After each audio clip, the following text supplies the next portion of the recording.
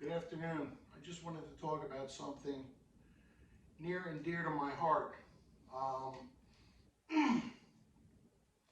Years ago, I had a student who lived with me for 11 years and would listen to all my private lessons and whatever from another room.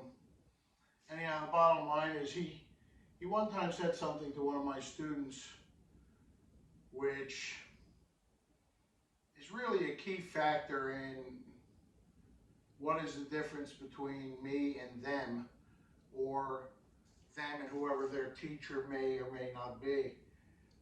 And essentially he said, he goes, the difference between you and Jim is that when you do a repetition, you're counting out repetitions and he's trying to do each one better than the last. People in general, something I've noticed teaching for over 25 years is that people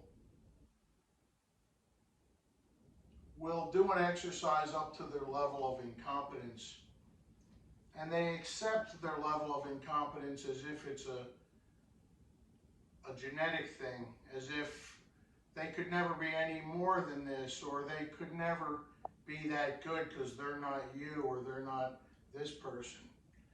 And really what it is they don't use the exercise to grow. So if a person is turning their head, endeavoring to get, a greater functional range of movement, if they keep turning to where it's comfortable each time, they're never going to get to be where they're comfortable all the time. You have to really push it to where it feels unsafe to do. And when you do that and you follow the exercises in the right sequence, changes will happen over time. But when you kind of just sort of tease yourself each time, while you're moving and getting blood to circulate and chi to circulate and such, you're not really causing transformation. People are always about the transformation, and they're running around like fishermen fishing for like the magic answer online and different schools and whatnot. And essentially, you'll get results from any lineage of martial arts if you follow it.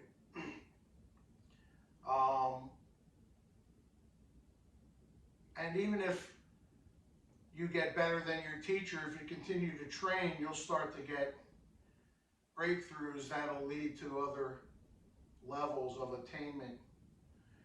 But the key thing that's important is to not accept your level of incompetence as being the top that you could be.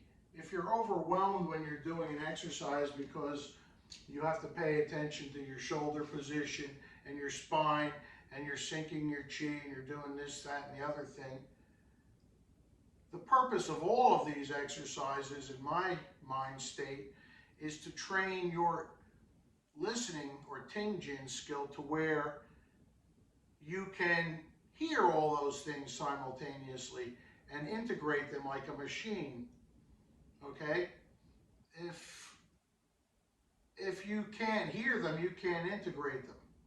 So what happens is when a person is trying to do an exercise, and you'll be like, you feel you sink your chi to here, and they'll be like, nah, I don't feel that.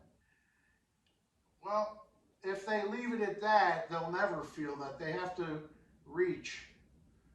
And it's within the reaching that the stretching happens, and it's within the stretching that the emptiness happens, and within the emptiness that the filling happens.